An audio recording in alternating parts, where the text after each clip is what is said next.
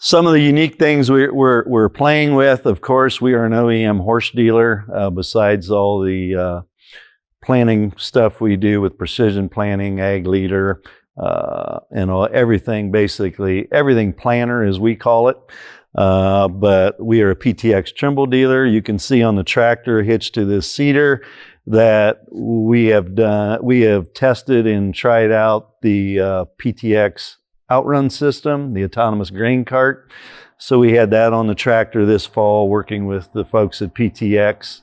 And that one of the things we like to try, the reason it's hooked to the seeder, and we'll see what the weather gives us. We may do some quote unquote testing of autonomous seeding possibly with this. And so we're going to work with their team on that.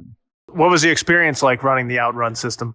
So the experience we had with it was good. It still had some glitches, but nothing major that can be worked through.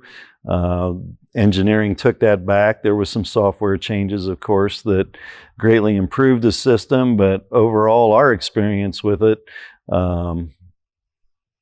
we were happy and pleased. I had experience with the systems from Raven and Smart Ag. So we were originally one of the Smart Ag dealers.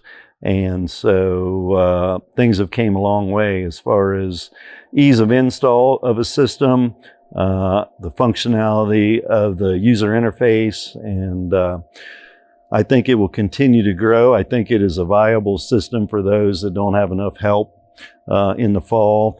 On the grain cart side of things, you can allocate that labor over to somebody else, either doing tillage or seeding. But the other aspect of it is taking that same system and be able to do tillage and or seeding with it, like some of the OEMs are going down that road, such as John Deere being able to do autonomous tillage, etc. So I think as things go here, I think autonomy of some sort will continue to grow in the ag industry.